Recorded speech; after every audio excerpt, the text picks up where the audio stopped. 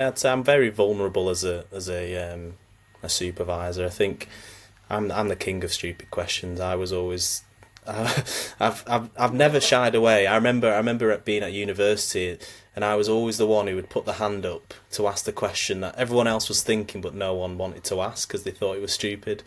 And they was like, "Oh, here goes Matt again." Do you know what I mean? With his hand up. But if I've got a question, I won't understand it if I don't ask.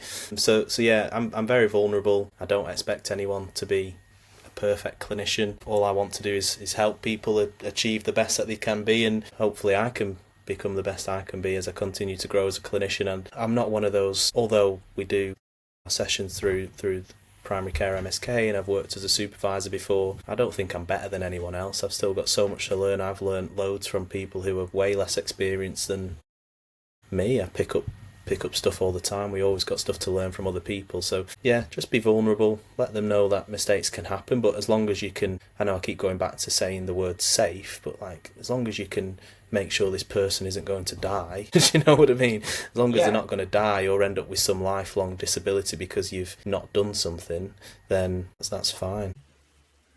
Thank you for listening to another episode of Teacup. Before we get into the episode, I just wanted to let people know what's going on with my course, Unraveling S&C for Therapists.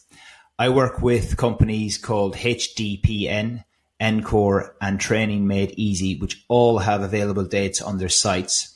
Or you can go to my bio on Instagram, which is at ProCareSports for all available course dates.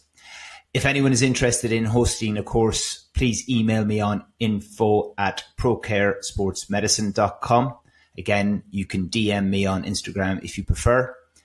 The course itself is designed for any level of therapist looking to improve their coaching skills alongside building patient commitment into their rehab programs, intertwining S&C principles as we go along. Finally, I'm also the co-founder of the Unbound project, and this is a really new, exciting project looking to build a community for healthcare professionals to connect, collaborate, and share ideas. This includes webinars and in-person face-to-face events, and more information is available at Unbound Project on Instagram or LinkedIn, or if you email us on hello@unbound-project.com for more details.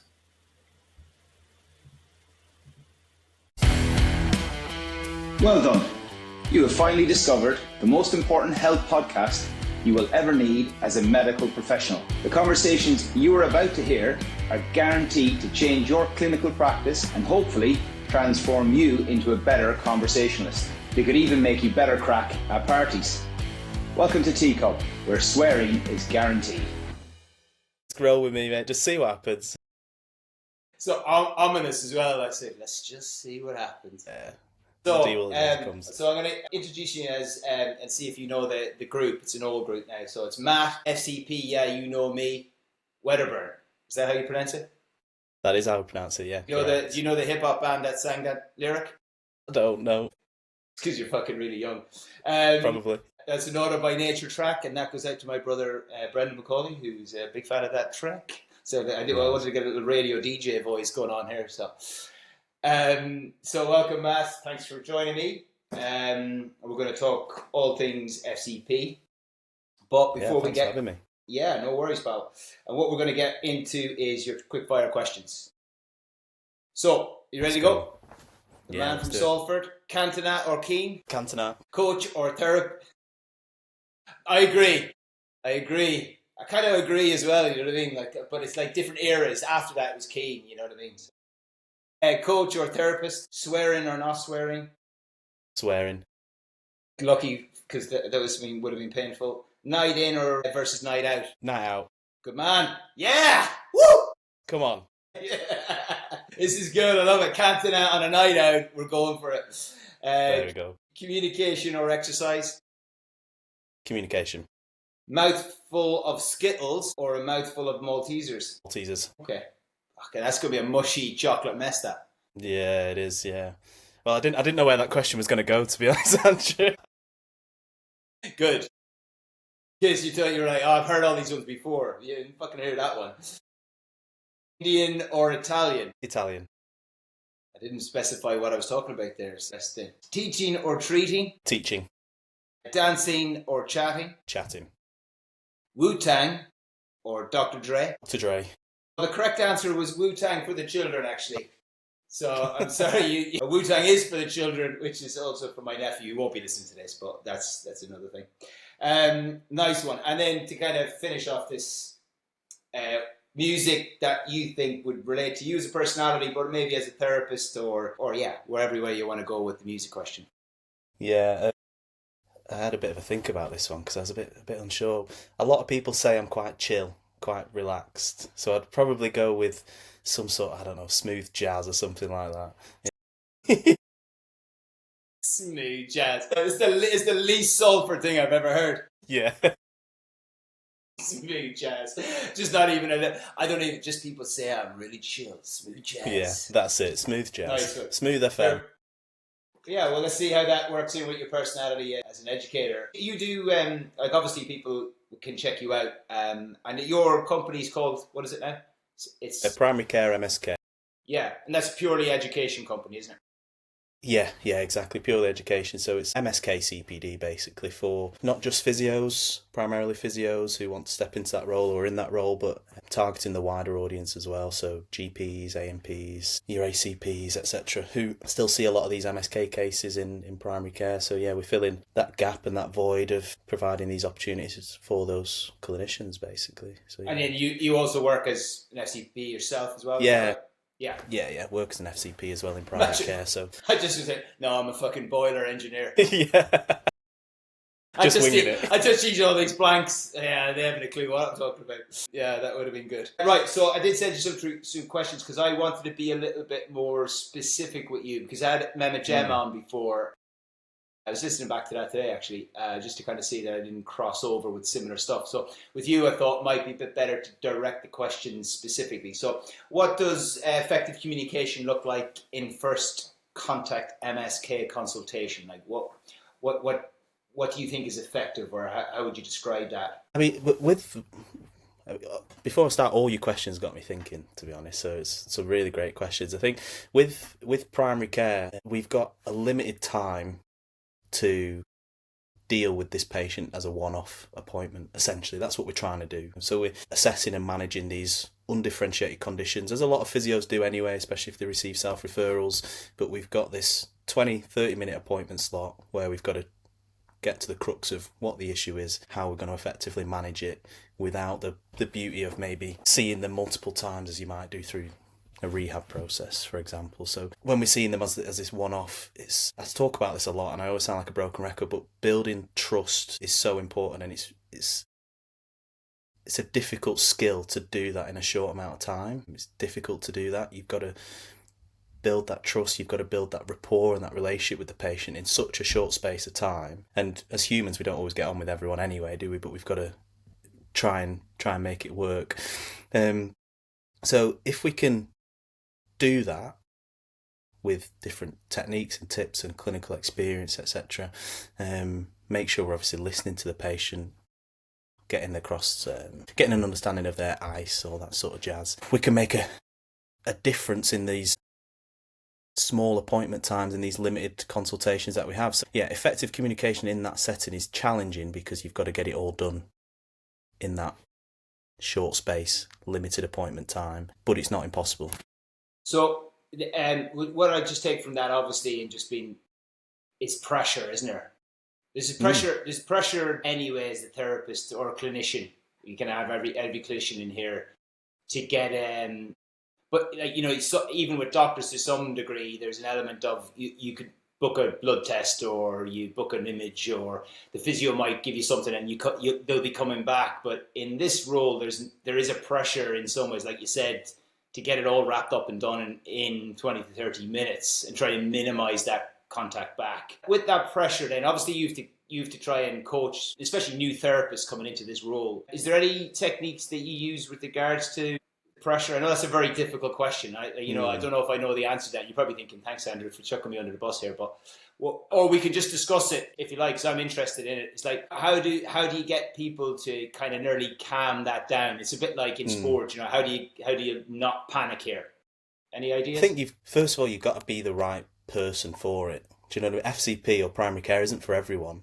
I've seen many people crumble because they just can't handle the situation, the fast nature of it, dealing with uncertainty in such short amounts of time. So you've got to have the desire to do the role, but also be the right person to do the role as well. So I think that's a big thing. But I see a lot of FCPs, especially new FCPs coming into the role, that the first thing that they need to do is get a good understanding of the role itself. So having good MSK knowledge is not enough in this setting. You've got to obviously have a good understanding of when do we refer for imaging, when do we refer for bloods, how do we interpret those results, who do we refer on, what are the local pathways, where does the FCP fit within the GP practice team, what do the receptionists do? Do you know what I mean? That you've got to get to grips with the role as a whole, and have a good wide knowledge base of all the stuff that could possibly come through the door. So those first 6 to 12 months, I'd say, as an FCP is where you basically just get into grips with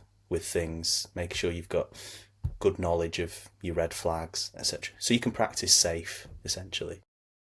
Then you start to develop more of your communication skills, obviously, which we'll talk about today, but that's when you can really start to excel as a clinician once you've got those foundations right. So yeah, in terms of dealing with the pressure, again, I'm quite relaxed. A lot of the times I'll speak to clinicians or new clinicians who have supervised where try not to let time dictate your consults. If you run over, you run over. Do you know what I mean? So try not to rush people out the door. I've had days where I've had to work through lunch and some days where I stay behind longer than others, but I expect it. I know that that's going to happen sometimes, and I think once you accept that it's going to happen sometimes, often you feel less stressed and less pressured about it, and sometimes you actually work more efficiently by being less stressed and less pressured about it. So yeah, it's tough. You've got to have the right personality for it. You've got to be the right person for the job and willing to learn and willing to shadow other clinicians and learn their techniques. But yeah, it's not easy. By far, it's not easy.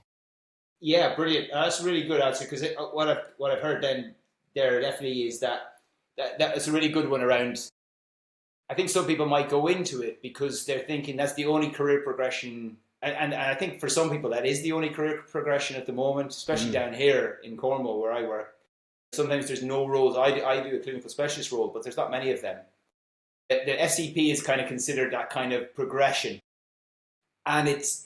People go into it and you can tell them they're just like, oh no, this is why I didn't get into physio, for this type of pressure. Yeah. And it's a really good one. And I often said to them, it's like, it's not for you then, just that's okay. But like some people are still, and I'm sure they're out there battling, thinking there's something wrong with them. And I'm like, going, no, it's a bit like I couldn't do ESP work with the surgeon. That work where you work alongside. So basically you become a kind of a mini reg, nearly bar the surgery bit. You kind of do all that donkey work. And I was like, I never wanted to do that.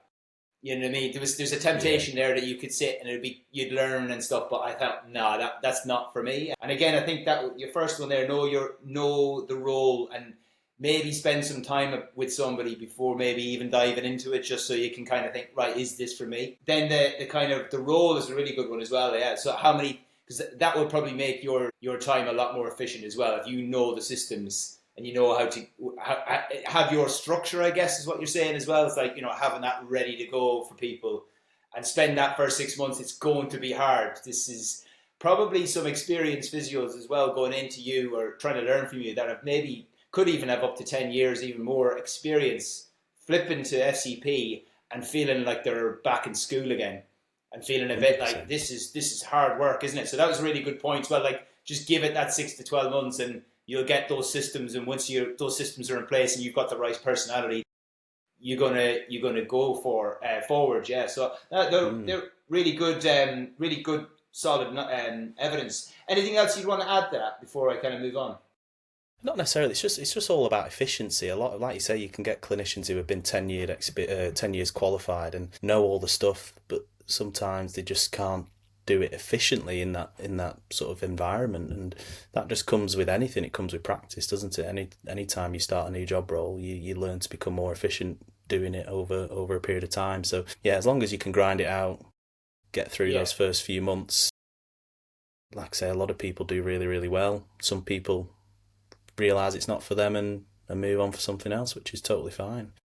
I don't think anyone should ever feel guilty or put pressure on themselves if they're just not fit for the role. Doesn't make you any less of a physio just because working in primary care is, do you know what I mean? Yeah. I can start to see why you're called Smooth. I'm going to call you Smooth Jazz. There's nothing quite a nice little King Salford accent. I'm like, oh, this guy, I could fucking listen to this guy all night long. Get me on Audible.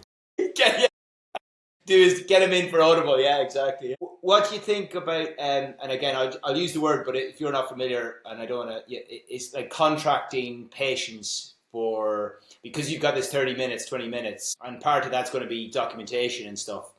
Do you use contracting at the start with patients? Does that come into your, do you like, say, like state that, look, we've got this time, this is what we're going to do. Do you employ that kind of style, or do you go different? I don't. I know some people who do. I know there's people who say, like you said there, like we've got this amount of time, or I've heard of people sort of saying the one appointment, one problem thing as well. Not a fan of that. Do you know what I mean? Just they're here for a reason. Let's figure out what's going on. You don't know what's interrelated and what's not. But I don't really set agendas. Just keep it nice and open. Let them tell me what's going on, and we just sort of take it from there. Because I'll decide if I need to spend more time with this person or not. Do you know what I mean? I'm not letting something else. I'm not letting my clinic diary decide if I need to spend more time with them. So yeah, I'm very, very relaxed with that. Just let the patient come in and talk.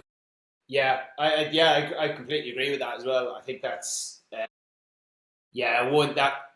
think if anyone's listening and that still comes through, some patients come in and say, oh yeah, they said they couldn't look at my ankle because my knee was, you came in with my knee, and I was like, are you kidding me? Like, and I think if patients listen to this, or please don't do that. Like, you know what I mean? Well, you're going to say something. Sorry, Matt, go on. I was going to say I've been to a practice that had on the door one problem, one appointment, one problem, and you're like, fucking hell.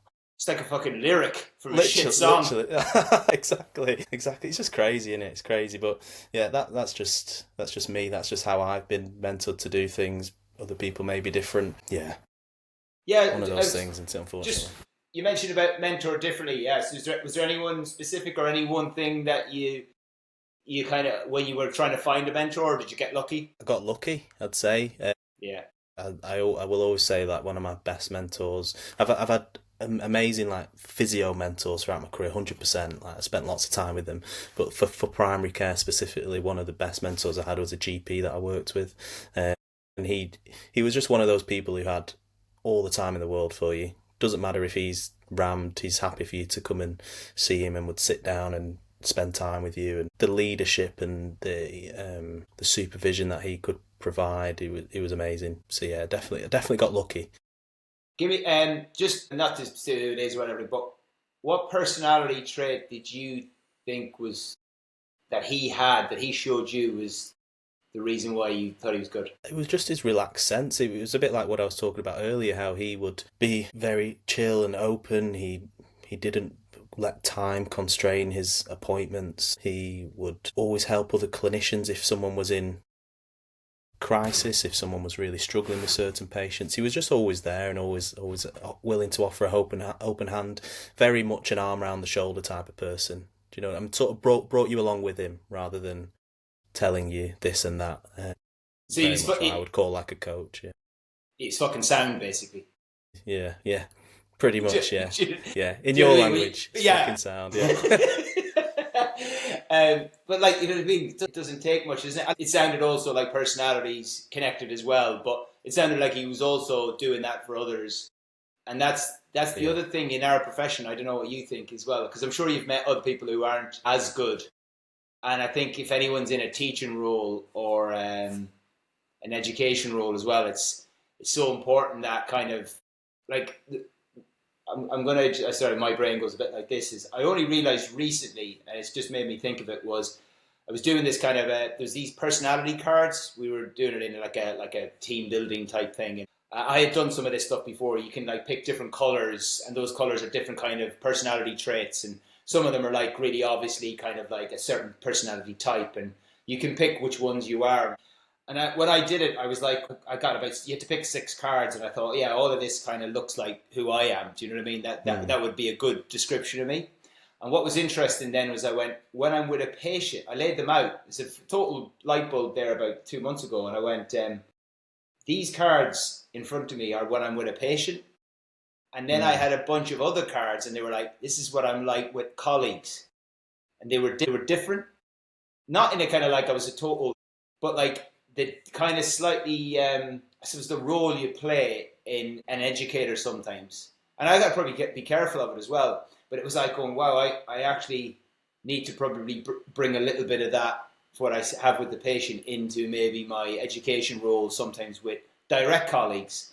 And direct colleagues when I'm working in the NHS versus if I'm teaching on a course, which is also different because I'm quite similar to what I'm like with patients with those guys. But it's just it's funny the way like your personality type or will be in different scenarios and whether that crosses over. I don't know what your thoughts are on that. No, and I think like your personality will always a good educator or a good leader will be able to change their personality depending on the personality type of who they're with. Do you know what I mean? They'll change their communication styles. They'll know some people prefer to be told blunt and straightforward and give them a slap on the wrist. Some people need a bit more of a cuddle or a shit sandwich or whatever.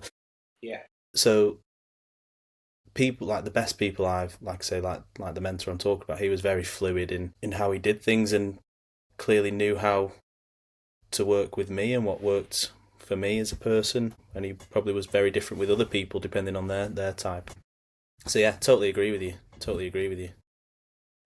Just as I could probably people either who haven't got a mentor yet, because this used to be me in the past. And I'd be screaming anytime I'd ever hear it, people going, yeah, go get a mentor. And I always be like, I don't fucking know where the mentors are. Screaming at my car at 5, it's 8 a.m.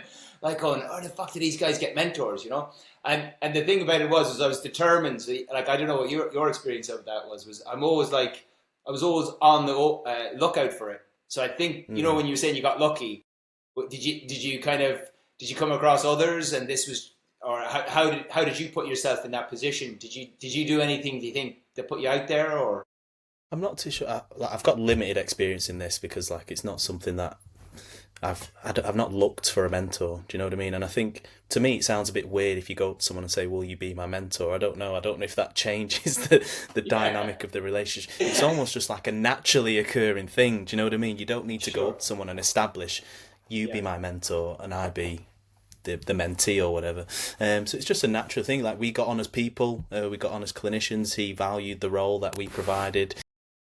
I taught him things, he taught me a lot of things and helped me navigate primary care as a whole. So yeah, I think getting lucky is one thing. I think I'm generally quite a social person and out there person. I've worked with clinicians in primary care before who are happy to just go in the clinic room and stay there all day and go home, don't really interact with the team, which to me is bonkers. I'm the one who's in there making the brews for the receptionist, whatever, spending time at lunch with the other clinicians that you're on the ground with. So that may play a role. I'm not 100% sure if I'm honest, but yeah, I don't think seeking for a mentor I don't think that'll give you any more chance than it will just it naturally occurring.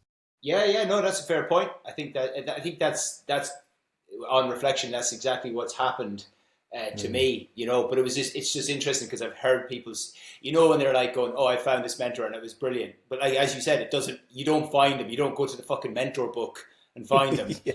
It does happen organically, which is the most frustrating thing in the world when you would love someone to be able to do that for you. Do you know what I mean? And I'm just screaming in my past self who's maybe driving along in a car going, these guys have it all sorted with their mentors, But I think it's just I think what you just said there is, again, tying into what your mentor said, if I say that word again. But that idea that you were sound, he was sound, you're sound to the staff, it's a similar theme here, isn't there? Like, you give out what you want to get back and suddenly things are working out for you and people want to help you 100%. out. Yeah. Yeah, 100%.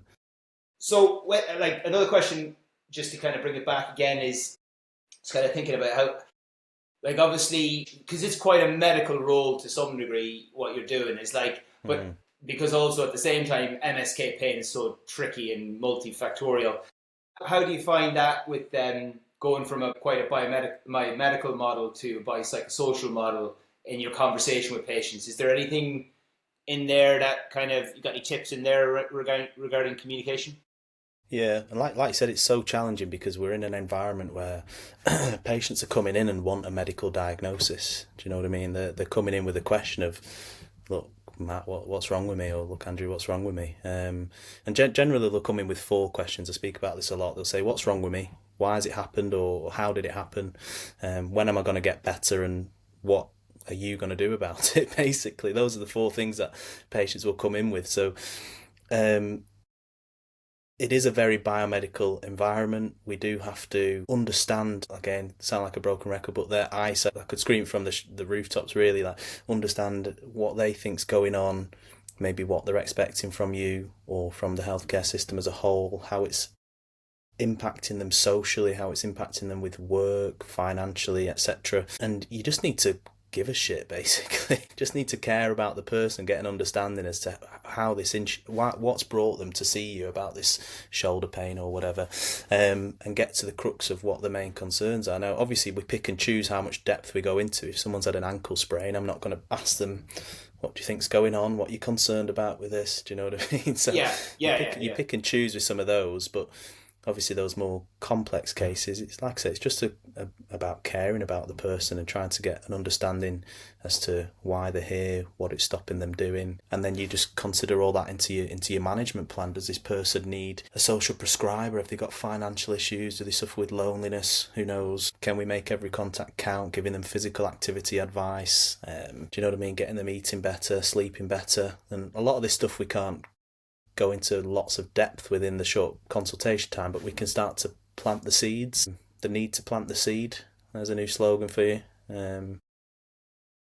For me. For Put you, that in my slogan. It's my slogan wallet. But yeah, we just need to be holistic. Yeah, and I you know, I want to dive in there because, like, again, I absolutely agree with this. And, like, look, most of the problem patients I have in my role, which obviously FCPs will send into us an interface clinic, you know. And I was saying to the guys today, I'm teaching in the NHS job I have, I was like going, my physical assessment in those kind of clinics is actually not an awful lot. I don't have to do an awful lot in that. Like, the diagnosis itself can be sometimes a bit tricky, but a big majority of the diagnosis will be stuff like arthritis, for example, you know. And when you said ice, you know, you can sing it, you kind of feel like you kind of keep saying ice and ice this and ice. It's the 3 most important things for me, without doubt, you know, to really understand that and get better at ice, and you will be a better clinician without doubt.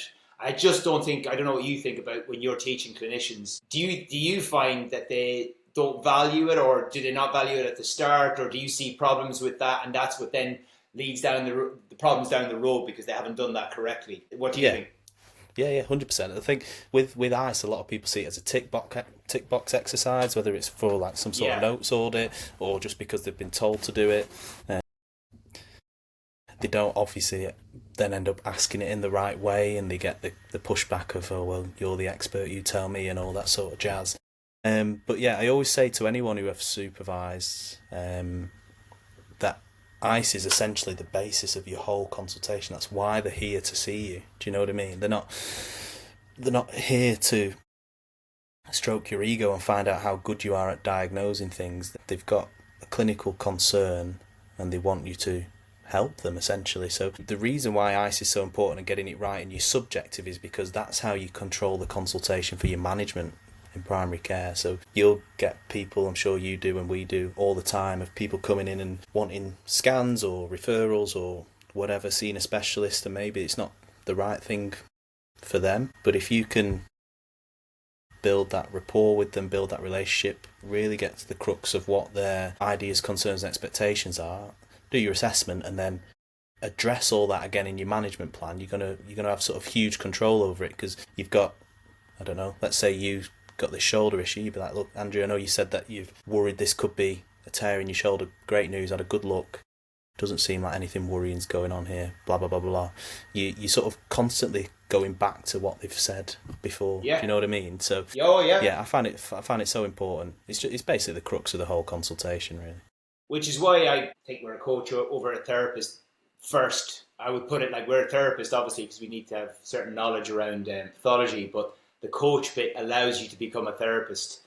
You know, you can't, without the coach bit, you don't explore their world. And I don't know any physio or therapist that, you know, whatever, worth their salt, that doesn't say that's important.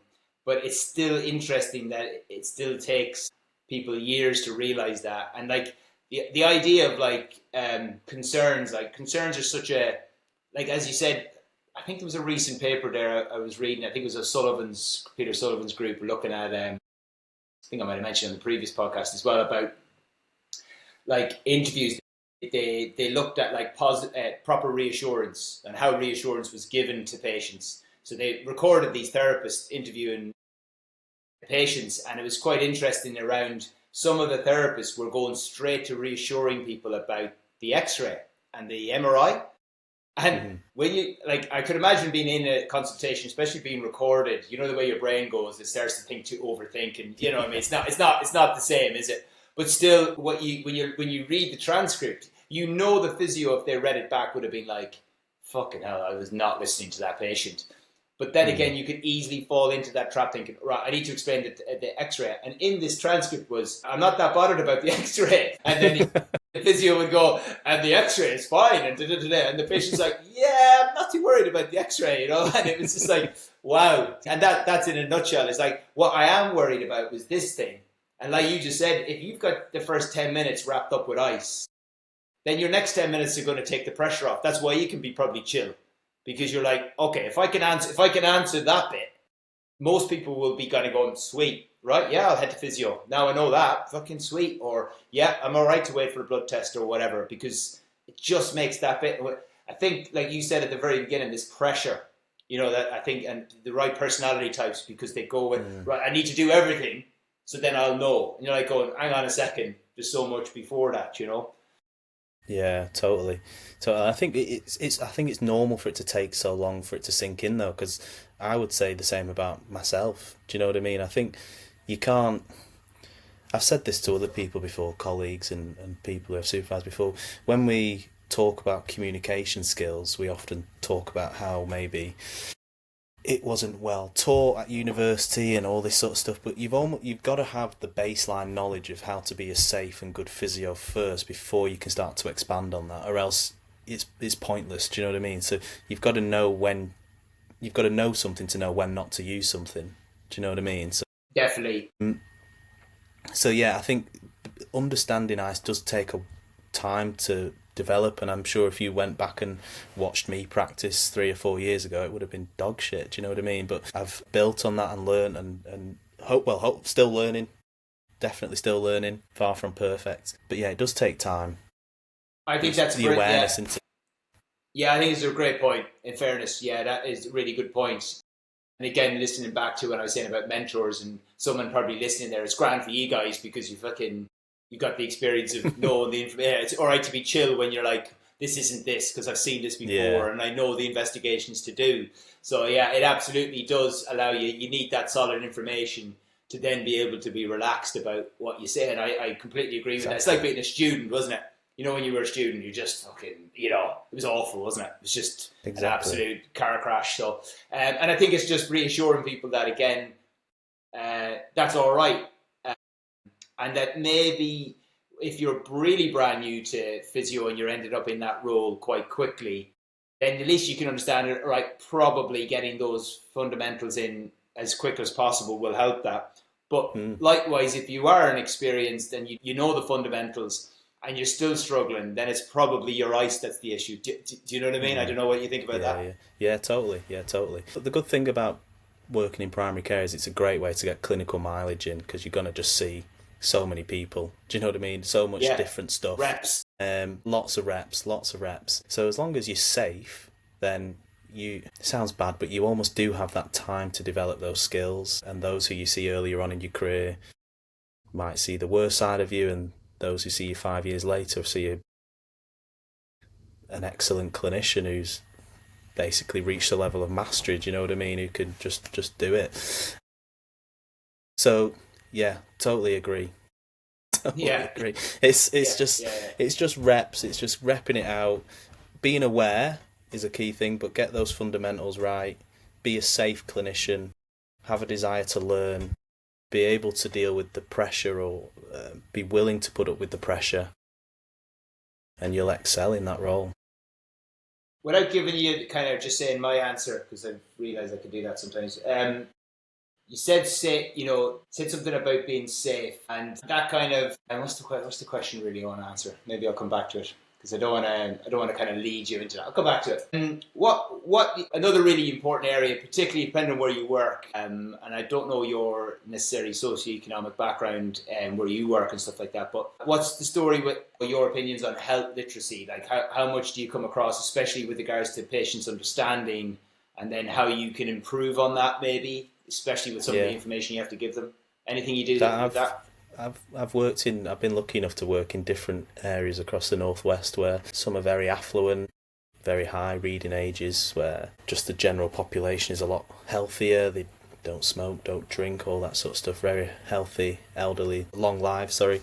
And then I've worked in areas where, unfortunately, there is a lot of deprivation and poor health literacy, and the average reading age might be something like 8 or 9 years old, do you know what I mean? So you've got to be understanding to that and try to make sure that you're using the right language with patients. I very rarely use fancy medical terms, or if I do, I sort of expand on it and explain what it is in simple terms. The classic explain it to me like I'm a 5-year-old sort of thing, but simplifying your language, using pictures. Pictures is a massive one. Just get Google up and show them what the plantar fascia is, or do you know what I mean? Because a lot of people don't understand when you're talking about some of these pathologies or body parts, because it's easy to forget, like you said, that some of these people don't retain and understand information the same way that we do. We're very lucky to have had good education and been to college and university and are with a lot of excellent minded clinicians all the time, and other people aren't and can really struggle. So it's just being mindful to that. A good technique I'd say to use with all patients, whether or not there is health literacy issues, is like chunk and checking when you're giving your descriptions. So try not to overload them with lots of advice. Sort of give them the diagnosis. Does that make sense? Show them the picture. This is what it is. Does that make sense? Do you understand that? Do you know what I mean? And you just go through step by step and just take them along the way. So chunk and check is a great one. I'm a big fan of giving away resources to go away and read. So look, this is what it is. We've gone through the chunk and check. Maybe I'm going to give them some exercises to do if I think that they need some exercises, but here's a leaflet on what we've discussed, or here's the name of the condition that we discussed. You can go away and do a bit of research yourself if you want. So yeah, giving them stuff to reference to afterwards, because I could probably bet about 50% of people would forget what you've said by the time they got to the car. Do you know what I mean? So it's about 70%. Back on. Is it 70%? Yeah, it's up to 70% on some of the studies, which is what I quote to patients all the time, because often they think it's an age thing. So I'll always say, like, I personally record everything on phones. Now, it's not for everyone, and I don't expect people to kind of think that that's what they need to do, but I'm comfortable with it. And the feedback from it is, I took it from private practice, and I do it in the NHS as well. And we know anxiety reduces memory, and people will be anxious. And sometimes you can see it in their face. It's not happening. Do you know what I mean? And they're too embarrassed to say anything, and that's fair enough. Like the shit we speak as well at a million miles an hour. So I video people and say, look, I think this is. But if you're not confident with that, I think what you said earlier on as well, it's so underused as well. Like we've got access to so much imagery now, and you can just whip it up on your computer. It's like, imagine, I know when I started 15 years ago, how it was a bit clunky and this stuff was so hard, but now it's so cool. Like, you can do so much stuff and really explain things, and you can go engineer level if somebody's like really into it, and then you can go real kind of like, you know what, strip this right down, simple. And yeah, so I think there's definitely looking into that and not assuming people, like you said. I think it's important to be able to just be like, I suppose it's creating a safe environment for the patients to feel a little bit like, I don't know what you're on about. Like, giving them the permission to go, I don't know what you're talking about, and creating that. And most people will say that they do understand just to face the awkwardness of saying they don't understand, but to avoid the awkwardness of saying it. We just like to agree, don't we, as Brits, and just sort of pass it off. So yeah, you've got to give them the space to. If you've got a patient in front of you and you can see by the face they don't understand, you've got to tell them that and just say, look, I want to make sure that you fully understand what we're discussing here. I don't want you to leave this room confused or with any less understanding what you came in with. Are you sure, or shall we go over this again? And when you prompt them and just show that you are sympathetic to their non-verbal response, that they're often then will come around that time. But if you just sort of say, is that okay, does that make sense, they'll often say, yeah, that's fine. They just want to get out, don't they, and carry on. Definitely. And I had a woman there, she only reminded me because I saw her today, but I saw her about 3 weeks ago, and thankfully she came back, and she's like a hippo way, quite a high level job. But when so, you know, stereotypically intelligent in a way, her role in her job, she would have to be. But there's obviously different types of intelligence, as we all know, you know. So, and I was thinking I was doing this fucking amazing job, and she kept pulling this kind of nerdy, like, I thought she was, I'm not listening, but she had this kind of, I thought she was having a stroke, because she kept kind of like just tilting her head and just going into this, and I so much so I went, Are you okay? I said, are you all right? She went, yeah. And I went, okay. And I carried on for a bit longer. And then she did it again. And I was like, oh, fuck. I just went, I said, I'm really sorry. I'm going to have to stop. I said, I think I'm upsetting you with what I'm saying. And she went, no, not at all. She said, oh, sorry. I just do that face when I'm really trying to listen to what you're saying and concentrate. And she went, oh, people say that to me all the time. And then I started laughing. I was like, and I just went, fucking hell, thank God for that. I thought I was boring the arse off you, and she just went, oh no, it's just my face when I'm concentrating. And then I was like, grand, and then she kind of went, so I was like, all right. So we went through the thing. She's come in today. She's going, I've been in the gym for the last 3 weeks, and she went, I feel brilliant. And you know, I had recorded it on her phone and stuff, but it's just sometimes it's all right to kind of go. I remember I never used to do it in the past, but sometimes I'm a bit like, if I'm losing somebody, I think I need to just be like, oh look, hands up. You know, this has gone a bit wrong. Sorry about that. You know, 100%. Yeah, you might have to use a different technique for different people, obviously.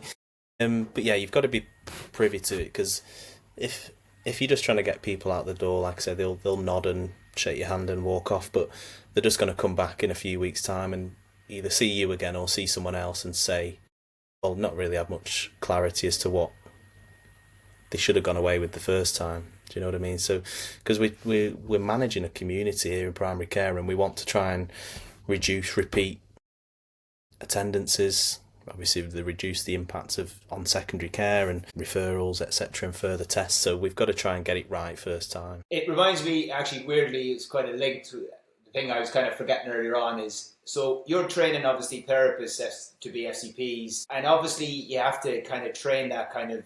It's okay to make mistakes. Like you were saying, like reps, and you're going to get it wrong, and you're going to probably say the wrong things in some ways. Like there's obviously a safety thing there, but you can still just do things. How do you promote a safe space for therapists to feel like they can feel stupid, ask stupid questions, you know, because we all say it, but that doesn't stop people asking, you know, they don't want to seem stupid. None of us do, you know what I mean? So do you in your courses, or how you are when you're coaching, do you have a style, or do you think you come in there, or do you explore that a little bit?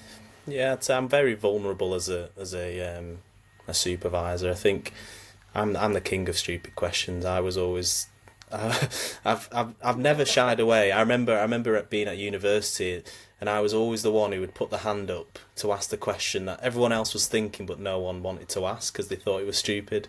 And they was like, "Oh, here goes Matt again." Do you know what I mean? With his hand up. But if I've got a question, I won't understand it if I don't ask. So yeah, I'm very vulnerable. I don't expect anyone to be a perfect clinician. All I want to do is help people achieve the best that they can be, and hopefully I can become the best I can be as I continue to grow as a clinician. And I'm not one of those, although we do sessions through primary care MSK and I've worked as a supervisor before, I don't think I'm better than anyone else. I've still got so much to learn. I've learned loads from people who have way less experience than me. I pick up pick up stuff all the time. We always got stuff to learn from other people. So yeah, just be vulnerable. Let them know that mistakes can happen. But as long as you can, I know I keep going back to saying the word safe, but like as long as you can make sure this person isn't going to die, do you know what I mean? As long as they're not going to die or end up with some lifelong disability because you've not done something, then that's fine. And that's the thing about being safe sometimes, is going, I don't know. The safety things, you can ask these questions, but sometimes it's not the really obvious red flag question that people miss. It's the other one that's a little bit more uncomfortable to ask a patient, whether it's the opposite sex, maybe it's a sexual dysfunction, mental health issue. Those questions are the ones that people can easily, it's too uncomfortable to go near. And just being brave enough to be able to go, it's okay to then be able to say, oh, look, I didn't do that. I'm not good at that. And because, again, this vulnerability is it's not easy. Do you know what I mean? One of the questions I was going to say is, where do you think that's come from your perspective? Where do you, without going too deep, but where do you think you learned that? Where does that come from? I'm honest, I'm not too sure. I'm not too sure. I feel like I've probably read or listened to some version of audiobook around leadership and stuff like that. I couldn't tell you what it is off the top of my head. Yeah. And whether it's a Simon Sinek one. Do you know what, Andrew? I'm really bad at retaining information. Like anything to do clinically, I can be quite good at. Like if I read a paper or listen to a podcast, I can remember it. But if I watch a film or read a book, I forgot what happened. Within a week of doing it, so I couldn't tell you the title of the book or whatever it was, but I know around, especially when I was developing as a leader, I was sort of really trying to learn about, I just wanted to be a good leader to people, essentially. So I remember key things sticking out, especially around vulnerability, leading from the front, all that sort of stuff. Sounds Brené Brown and Simon Sinek. Yeah. Even those so I think it's just what I've tried to instill. I don't have a massive ego. Well, I don't think I do. That's not what I was told. Who's that, Andy? Yeah, he says, how big's your computer screen? This guy's fucking, you know what I mean? Comes in swinging, you know what I mean? You can't come from Salford and be too cocky, can you? They'd fucking tear you right back down again. Exactly. There's no chance, is there? Speaking of which, then, I'm also interested in people's kind of stories, that's why I've asked you about that. But I suppose before I ask the next one, what you just said there again is, people are listening. The idea is that you were interested in leadership. So you're interested, you're reading around it. All those books around that kind of stuff, most of them say similar stuff, don't they? You know what I mean? They just maybe say them in slightly different ways. Yeah. And it obviously clearly by osmosis, something's gone in there and gone, okay, and it's probably connected with your personality type and you've blended it into whatever. But I think it's definitely an area like empathy, vulnerability, or really interesting emotions and things that, you can work on. And I'm always interested in that, but always really difficult to talk about how you got there, why you are that way, which I think is grand at 5 o'clock in the morning at an after party. You could philosophically decide on why we're like this, but we can't do that. So it's far too early for that kind of. Maybe next time, yeah. Maybe after the warehouse project or something like that. Yeah, there we go. Tell us about. Just really encourage people to kind of read outside of that and find those books that sometimes I've gone through a few books, you know what I mean, and then I've gone, oh, you know what, I don't know anything about that, and then something will click and I go, all right, now that makes sense, you know what I mean? And it sits in there. Like, your brain's pretty smart at just absorbing stuff without you even realising, I think. So any stories you've got around SEP stuff, any ones that jump out, difficult situations, things that, good story, bad story, anything like that jumps out? Yeah, I've got one which was quite funny to reflect on, and it was I'll tell you. So I had a patient, right? So lady came in, was booked in for an FCP appointment. Bless her, she'd been passed from pillar to post with some ongoing hip issues. This was a good couple of years ago now. And we've had those patients where we go out and greet them, and you got a smile on your face. You're like, nice to meet you. Shout the name, etc. And you can just tell that they're just not in a good mood. Have you had a few of them? I'm sure. Where you could just tell they're not in a good mood. And I was like, where is this going to go? I couldn't crack a smile out of her at all. And you won't guess the first thing she said to me. We came into the room, shut the door, sat down, and she went, "Are you ready to get it?" I went, "You what?" And she went, Are you ready to get it?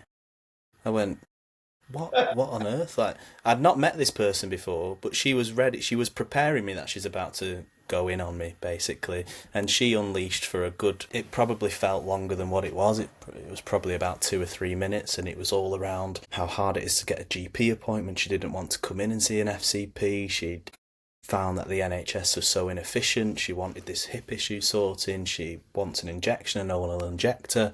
And it was just on and on and on. And it was very confrontational, to the point of where she's sat next to you or just opposite you on next to the desk, and she's almost sort of leaning forwards, getting really close to you. And it was tough. Like, I wanted to fight back. I wanted to like come on then, let's go, let's have it. So let's swing some verbal blows. But I knew that at this time that I needed to stop this spiraling out of control, basically. And this was like one of the first times that I think back as like a pivotal moment as to when I started to actually utilize some of the skills that I'd used with communication, really. And I knew that I needed to be assertive but respectful at the same time, and be empathetic.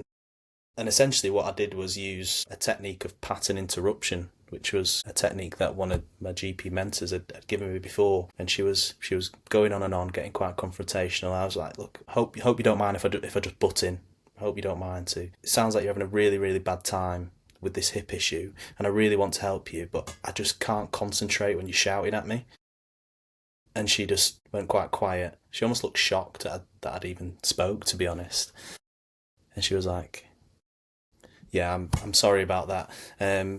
I just want to get to the bottom of this issue. And then the rest of the consultation just flew quite nicely from there. So it was weird because I felt like I had some level of, for the first time, I felt like I had this power that I could utilise. Whereas if you put me in that same situation 6 months prior, probably would have been a car crash, you know what I mean? So yeah, it was really interesting it's just using a new skill that I'd learned, essentially, and it felt like everything went perfectly. And like I say, it just gave me that sense of, do you know what, I can do this and I can improve, and there's still room for improvement, but we can make a big difference of how the consultation will go just based on how we communicate and how we understand how the patient is as a person. Have you read The Chimp Paradox or listened to The Chimp Paradox? Yeah, so top about three. All about this chimp brain and stuff. And clearly when I'm thinking back, like, that is like, she was classic chimp brain. Do you know what I mean? Very emotional, very much full limbic system, or whatever system it is the chimp brain comes from. And I had to try and get her out of it, essentially, which I did successfully. It's a great, different way. Yeah, it's a brilliant story, and there's so many things I wanted to, to kind of point in on there. Is like, it makes the emotional intelligence one out there, but it's a very kind of clever. Obviously you were saying like you'd learned something from somebody. This is something where you kind of probably at that moment went, I've got a technique I could use here, and that kind of like asking permission, saying you're on their side, you want to help, but also sending a boundary of, you can't speak to me like that. And it's all done in a lovely envelope, padded around and given to them. And I just did very, very, it's like, that's why I like that book, Never Split the Difference, which is another hostage negotiator, Chris Voss, and him talking about, it's exactly the same thing. Once you discover what people want, but there is certain boundaries, and you can do that in a very calm, permission way, if you like. And you've kind of nailed that down. And I think the difficulty of your emotions at that time, when someone is being that, like, do you want to get it? And just the kind of nearly like, I'm here to help you, but this person is absolutely, And I had the same realization one time where I just went, yeah, I can get why she's pissed off, or the person's pissed off. I kind of nearly had this reverse acceptance. I think it's what you're just, it's like, well, this is either going to be a shit show, or I could just be like, yeah, that sounds awful. Like, it is bad. Recognition, isn't it? It's the empathy there. Yeah. When people say about communication, because that's such a good story, because people talk about communication and you should do this, you should do that. But one of the biggest things I think is that your emotion and managing it without, like, it's kind of like something happens if you've got a partner, and you go in and have a row with my wife. I can't put the fucking lid on it. You know what I mean? You just like, don't say anything. Chimp is just say something back that's clever. And you're like, she's probably listening to this going, you always let your chimp out, Andrew, and it's true. But when it comes to patience, it's not going to make your day go very well, is it? Like, you know, and trying to manage that takes time, and it's definitely worth it. Because what did you, like, it's interesting, your reaction was, I felt good. Yeah. Do you know what I mean? Yeah. You said power in a nice way. It wasn't like, yes, I was powering over. Like, you know, yeah, fucking, yeah. It's me, Matt from Salford, the big man, you know what I mean? That Andy was telling me about. But yeah, like, it's that kind of like, because you actually did help somebody, and it does, like, she's not going to get any, like, she's not winning either, is she? Like, pissing you off. No. There's no one's winning at all, really, in that scenario. You just have to have the emotional intelligence to calm it down and then go there. And that is like, you know, I think I get more of a buzz off that kind of stuff sometimes than I do finding out what's wrong with somebody, you know, at the end, you know. I don't know. Totally. People aren't innately bad. Do you know what I mean? People aren't mean on purpose. Everyone who comes through the door has their own issues going on, whether it's financial problems, I don't know, relationship issues, work, frustrations of not getting the care that you need. Do you know what I mean? So like you said, we've got to understand their point of view, put yourself in their shoes essentially, and show them that you can be empathetic to what they're going through, and that we can sort of take them on this journey and hopefully get them better. So, I think it's a really important point that you said. Yeah, it comes back to what you said at the beginning, like we've been saying here all along. You've mentioned the words like safety. Not only is the clinician being safe, but you're making patients feel safe in your, you know, it's all primal chimp behaviours that people want to feel safe. They don't want to be in this state. They're anxious for a reason. They're frustrated for a reason. Do you know what I mean? It's everything. And I think from your point of view, what you've come across in the last hour is that idea that even in a half an hour, if you just take that, again, it's down to that first 5-10 minutes, you get that right. The time, even though you only have a half an hour, you can get so much more done in that time if you get good at that, you know. So I think you said some, you know, really, hopefully really useful things that people can kind of go, right, that's cool, right, I can start to, you know, apply those things, because it's such a difficult topic. We could be talking here for ages and be going, did that fucking make any sense at all? Like, you know, I've got off some of them and gone, I listened back to it and went, oh, that was really good. At the time, I'm like going, I don't know if we're just fucking rambling here. You know? So I feel like I'm always rambling, to be fair. Yeah, no, I think that's all right though. I'm gonna be okay, because I'm one of those as well. So I think some good stuff, stuff that maybe hasn't been said on here, and that's what I'm really after as well. Those little small things that hopefully just give somebody a bit of confidence, to kind of go, okay, that's cool. That's what I need to work on, and the basics are things that need to be worked on and can be worked on a daily basis. Yeah, and to finish up on some stuff, just one kind of, like you mentioned a couple of books there as well. Is there any books from your perspective? I suppose we'll keep a communication focus, or anything that's really kind of changed your career, maybe something in left field.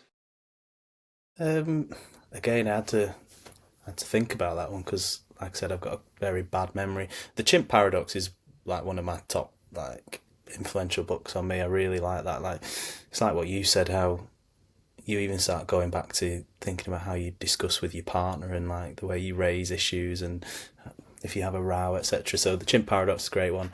I quite like. Have you read the How to Win Friends and Influence People? Yeah. Dale Carnegie. Yeah, I quite like that one. That's pretty much got everything in there that you need as a clinician. Yeah. Be a good listener, be interested in the person, don't criticise them, all that sort of stuff. Be empathetic. So yeah, that's quite a good one as well. And that's I don't know, that's a really old book as well. And I remember reading that. But like, it's not fucking changed. Like, no, you know what I mean? Like all the stuff that he's talking about, and like when you listen to this, like I did this in an audiobook, and it's like, it's real oldie worldy stories, but you know what I mean? You know, a guy from, you know, the guy who reads it's like real back end America, back in, I think, was it even the 30s maybe? 20s even? Got it's no like idea, but yeah, I listened to the audio book as well. It's a really old book, you know? Yeah, it's no different than 1920s than 2020s with regards to how we're all working still. It's insane. So no, yeah, I forgot, I read that a long time ago. And it's like some of these books are, they complement each other as well, don't they? You know what I mean? You read the Chimp Paradox and it's like, oh right, yeah. So you have these people who have theories around influence and behaviour change, and then you're like, oh right, well, there's a nice metaphor. That's why I like the Chimp Paradox as well, isn't it? It's a simple, you can grasp it, can't you? You can even explain. I explain it a lot to patients. I don't know if you do, but it's just giving people a kind of reason why, your brain does that. And it's like commitment to rehab. Like I'm always saying to people, they come back and go, oh, I didn't do that. Or I'm like going, yeah, of course you didn't. It's fucking boring. Who wants to do calf raises? You know what I mean? Yeah. No, nobody. So it's like, yeah, no one ever said calf raises are great. Like, so it's like, it's just, and then giving patients permission, isn't it? To kind of be like, that's all right to say they're shit, but you said you want to get here. So part of that, unfortunately, is a calf raise, So, yeah, no, cool. I like those recommendations. And then outside of your family and friends, what do you love the most? What do I love the most? That's the only one that I didn't actually come up with something for, but good. Keep it nice and organic. Choose wisely, or I might have to edit the last one of this. Do you know what? This sounds really pathetic and probably a bit You're odd. vulnerable though. It's good. The coffee on a Saturday morning when the kids are still in bed, that first fresh cup of coffee. You've got nothing else to do in the morning. You can just sit there. Yeah, that's bliss. That's absolutely cracked me up. That's brilliant, because my favourite, I do a clinic on a Saturday morning. So, yeah. And then a good mate of mine, and he was a patient at the time, and I have 3 kids. How many you got? 2. So, I win. No, I'm joking. Let's make them fight. Yeah. Exactly. Let's bring them up. God, next time up Manchester, yeah. So with the 3, and I remember that they were all under, like, it was stupid age, like really young, under 3, under 2, or under 3 at the time. And I was treating this guy, and he had kids as well, and he went, I can't remember what we were talking about, and he just went, he said, one day you'll wake up, and he says, I don't know, we're talking about money or whatever, and he just went, no, it won't be any of that. It won't be the fucking car. It won't be anything. He says, it'll be a cup of coffee and a bacon sandwich. And you'll be looking at it and you're thinking it's the best fucking thing that's ever happened. And I just kind of like, part of me died inside and went, oh my God, it's the most boring thing I've ever heard. And then I was like, one morning, I think it was about 5 years later, when they didn't need people to walk into the toilet or change their nappy, and I was like eating this sandwich. And I went, oh my God, this is the fucking best time of the day, isn't it? And I was like, oh my God. And then you said it there, and I went, oh my God, we're all just a bunch of weird blokes drinking coffee at some time of the day going, this is it. Yeah, that's it. You know what I mean? We made this it. This is the moment. This is the moment. That was brilliant. Quality. All right. Well, listen, Matt, it was brilliant. Really enjoyed that conversation. And if people want to check your stuff out, because Smooth Jazz, if you want to be an FCP, you need to get to Smooth Jazz. That's what I'm going to call you from now on. That's appreciate it. I'll put stuff in there. I'll put stuff out in socials, because that was brilliant. Thanks, pal. No, thank you very much for having me on, Andrew. Thanks for listening to Teacup. If you liked it, tell all your friends. If you didn't, well, maybe you'll like the next one. Go to procareeducation.com or procareeducation on Instagram for more information on courses and the Bamboo Project. And remember, always be sound and not a dickhead.